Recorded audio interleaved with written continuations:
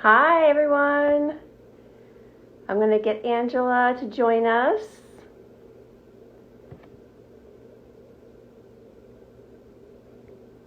Let's see.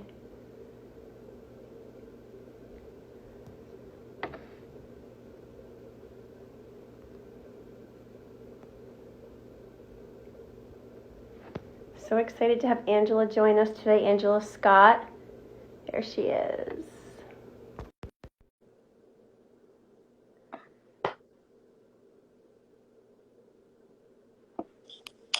Hi. Hey, how How are are you you? doing? I love your background.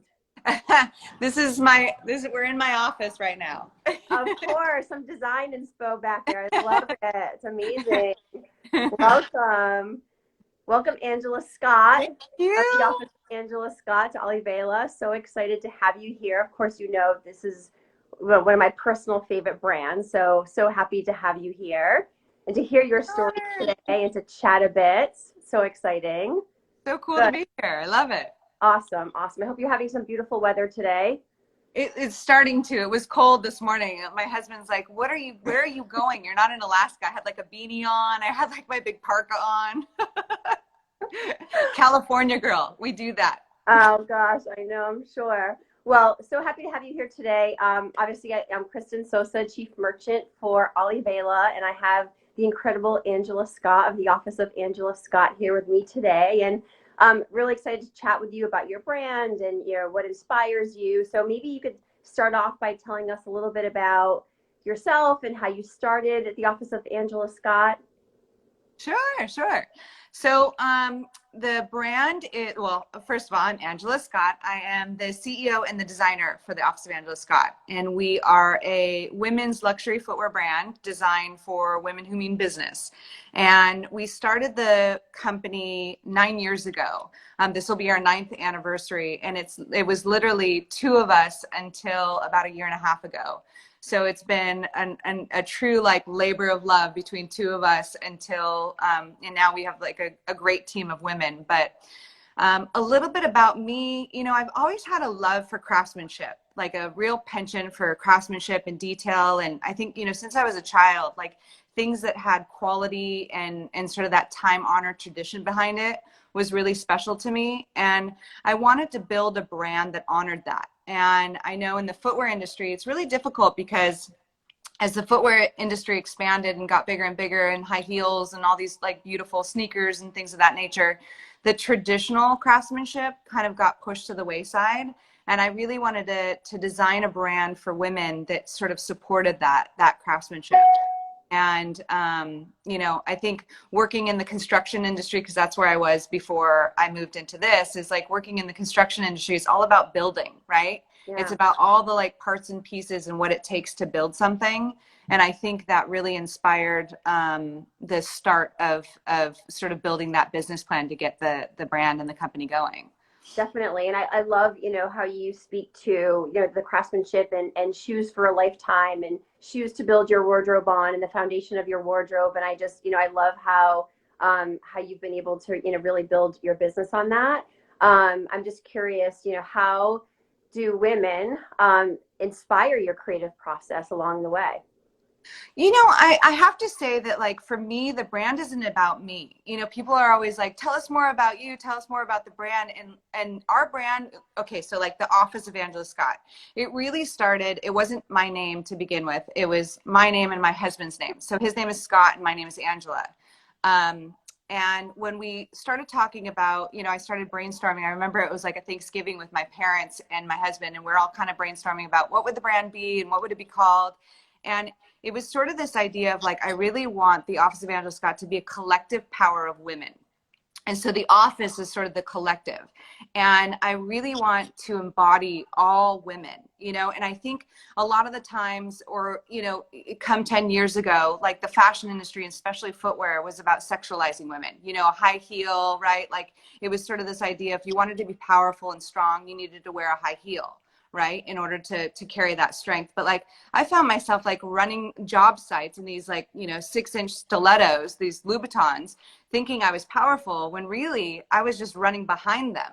I'm running behind these fields of men, and I wanted to build a product that supported women and allowed them to walk in stride, right? To walk beside men, not to run behind.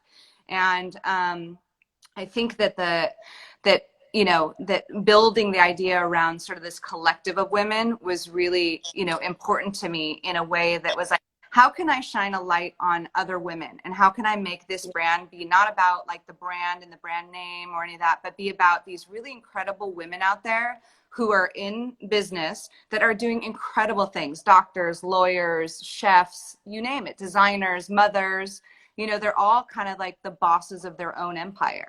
And I really wanted this brand to embody that.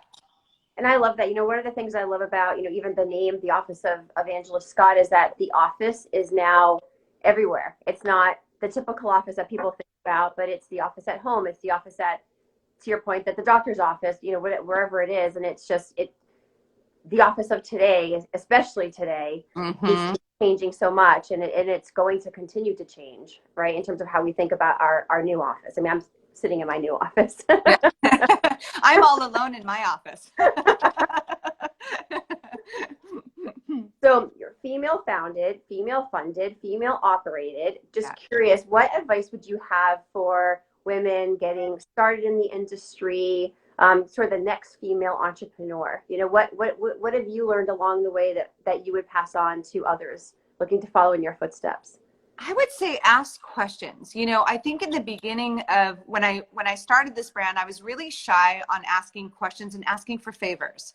I didn't want to be that person. I always felt like I'm going to save those favors for when I really needed it. And that's a bad mentality to have. Like, if you need something, ask for it. And I think like those young entrepreneurs out there, if you feel like you can do something and if you got passion for it, call the people. If it means like you're going to call a CEO of a company that you have no idea who they are, you never know if they're going to answer the phone. Yeah. And the chance that they do, you never know what they might like be able to raise you up. So I say, like, ask lots of questions and don't be afraid. Don't be afraid for the no, and be prepared for the yes, right? I think that's true. I think, tapping into your network, don't be afraid to tap into your network and reach out.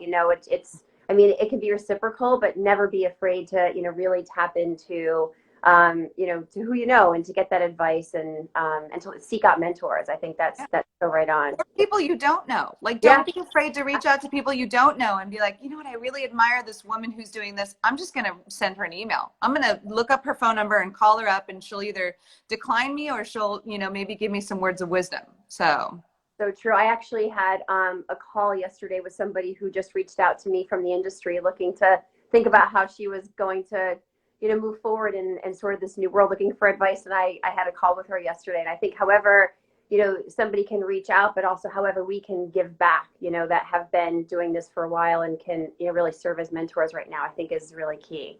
No doubt, like building that community. Because I think, I think for a really long time, women have had to kind of assert themselves and to build their place. So like the women that are, already presidents and CEOs, they may have had to like work really hard to get where they're at.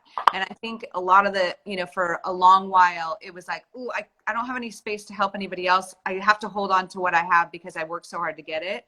And I think now it's all about being women that, like, it's not about like how hard I may have had to work really hard here, but I'm still going to help you up because that's the right thing to do. Exactly. I love that. Love that. So with everything that's happening right now and, just how you've been thinking about the world over the last couple of months, how do you see your brand and maybe even fashion in general evolving as we move forward? It'll be interesting. I'm such a, like, I'm like the underdog, right? Like, I've always been such a big supporter for like the small brands, for like the boutique brands. I'm not a big shopper in the way of like department stores. I respect the history of department stores because I think it's a real beauty. Like, I was living in Texas for a while, and you hear about the stories about like the grandmother and the mother going to Neiman Marcus and what a, experience that was, come 40 years ago. So I think there's a beauty in that. But I've always been sort of the one that's like, I hope it goes back to like the underdogs. And I hope that it goes back, because my way of shopping is like, if I'm in that little town in Italy and I walk past a boutique and I see something beautiful in the window, it's not about what the brand it is. It's about the beauty of the product. And does it speak to my brand? Does it speak to me and like how I'd feel in it? And so I hope that the fashion industry goes back to that, Yeah. to honoring, you know, the uniqueness of independent designers. There's so many. There's an incredible amount of really talented designers that just need the support, right? And not the support in a way of let's invest 100 million, blow you up, and then sell you, and then it's gone. Yeah. Right? Like in the way of let's curate it, let's love it, let's respect it, and let's build it slow, and let's make it, you know, because Chanel and Hermes, they didn't become who they are by blowing it up. They earned their time over, you know, decades of you know, of hard work. So Exactly. I'd love to see it go back to that. And for us, like, I would love to see the Office of Angela Scott be that place that women go to honor each other. So like the expansion of the brand, I see us getting into like desk accessories and office accessories and little home accessories and things that, you know, things that make you feel confident, right? Because you know, like I'm one of those people that like, you know, I buy my girlfriend's gifts during those like special times, like their wedding or their baby shower. But what about when they get a raise? Like, what about when that, like, I want to be that brand that they're like, oh my God, I'm going to go get that leather folio to like give to my girlfriend for the raise that she got and to honor her, right? Like, let's start honoring each other in those like little moments of like success that are outside of sort of that typical female, you know.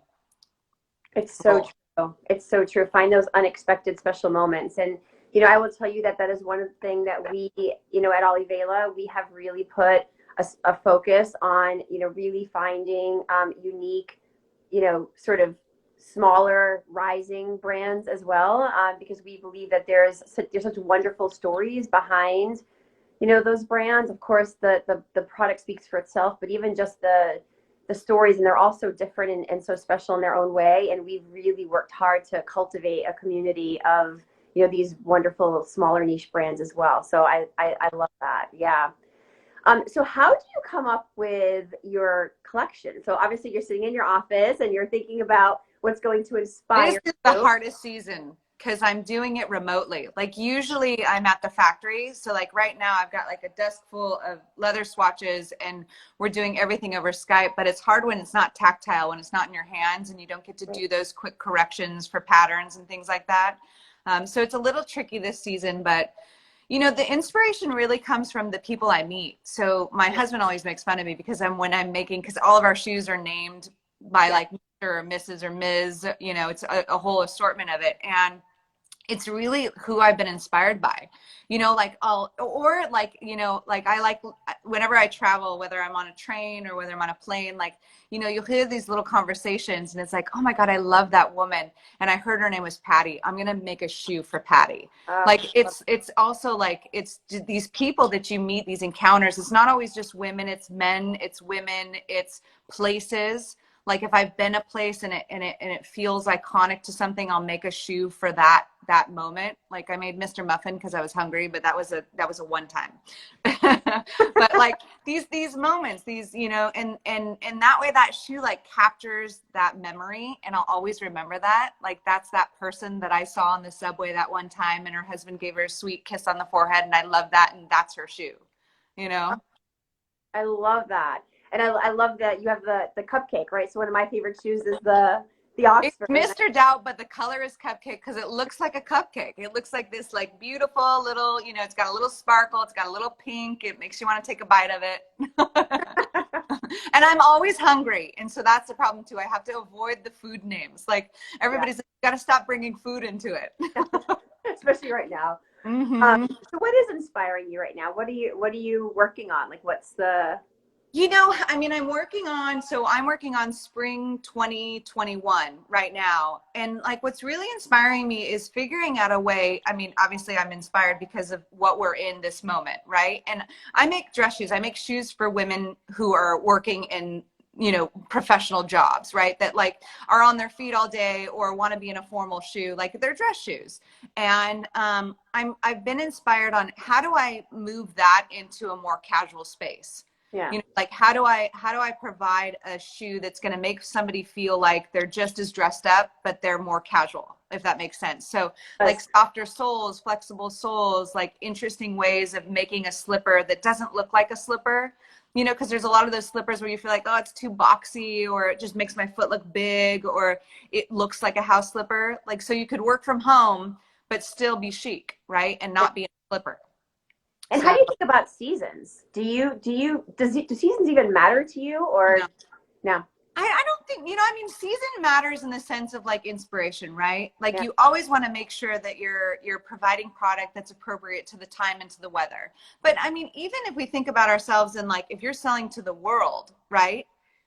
It's a different season in different So, areas at all different times. It may be sunny here, but it's freezing cold in New York. So I don't think seasonality really exists. I think it's just really about designing for what is in the moment. And I'm hoping that fashion changes that. Like you see it happening right now. yeah. Like I think it was it Gucci who Gucci. dropped their, yeah. Yeah. And I love that because you know, we're kind of as designers a little bit of a slave to the process and not to like to the commerce and not to the beauty of designing what inspires you, you know? And I don't want to sound like too, you know, ethereal and artsy, but like at the same point, you want to make product that like feels good for people. And if they're going out to a store in September and all they're seeing are boots, but they're going to Hawaii because it's still warm out, like what's the Yeah. point? Right? Like, so I think that it needs to just be, and it would also be so fun because you get to be a little bit more inventive, Yeah. like these little drops in different times of the year that you can give people a little hit of like love and sunshine, like during these times that are normally like sale or, you know, in between seasons or, so I think there's something to be said about that. And I hope that more brands hop on board to that because we're definitely not about, you know, particular seasons, but just about having product always Yeah. drop. Music to our ears. I think it's been a long time coming. So happy to see what's happening right now. Well, one of the things that Angela that I love, you know, over that since I've gotten to know you is just, you know, like us at Olivela, you are very mission minded, and you have done really incredible work to give back. And I know that, you know, you've also told me that this is something that you're really uh, forming into your brand and creating it as, you know, part of your brand. And maybe tell us a little bit about that, and then you know, we can talk also a little bit about how we're working together from a mission standpoint. Yeah. So, I mean, I have to say, like a lot of the inspiration, it was like a couple things landing all at once, right? We, you know, COVID-19 hit and we all kind of got, you know, sent home and our whole worlds were flipped upside down. And at that moment, we were donating $20,000 to Girls Inc., which is the local chapter in Santa Barbara. Because we think it's a really incredible organization that supports young girls. You know, they're the future leaders, right? And when this progressed and it started getting worse, it was like, well, you know, it's kind of one of those things where we're all struggling to keep our business afloat, right? We're small and I'm going, okay, number one, I need to keep my employees employed, you know, but also like, it means that I have to work harder to support other people because other people are in worse situations than we are. And so we ended up giving another donation of 10,000 to Win New York City. And then your partnership happened and we met you and it was about, you know, and I looked at like what you guys do as a company and as a brand. And I think it's incredible, you know, to always sort of pay it forward. And so we made a decision sort of inspired by you in the sense of we want to make sure that we pay it forward. So going forward, we're actually going to be donating to a women's nonprofit organization that supports either women or young girls once a quarter. So 4 times a year, we're going to be donating. So we will always be paying it forward because it's like, why do this and why sell beautiful things if you can't support somebody else? It's so true. And you know that the whole entire foundation of Olivela is about giving back. As you know, we give back 20% of our proceeds on every purchase every day since the day we started in business. And you know, right now one of the biggest issues is children, you know, who are out of school and not having access to the meal that they would typically, you know, get in school. So we've been really focused on working with Save the Children, No Kid Hungry, to make sure that kids are getting, you know, meals and essentials as they're displaced through this crisis. So we've actually just hit the wonderful milestone of 50,000 Ah, essential supplies, which is So cool. And what's really fun too, and I know you know this, but just buying a pair of your gorgeous shoes provides 17 meals and essential supplies to a child. So it's really it's wonderful. I love partnering with you and your brand, and your story is so inspiring. And I'm so glad that you were able to share it with us today. And I look forward to all that is coming for you, for us together. And I just wanted to, say thank you so much for chatting with us today. Oh, well, thank you so much for having me. It was incredible. And thank you for being our partner. And I hope you guys meet even more milestones with that, with your donations. So well, together we will, because it's because of our brands that we're able to do that. So yeah. So we'll talk soon. Thank you. Take care. All right. Take care. Okay. Bye.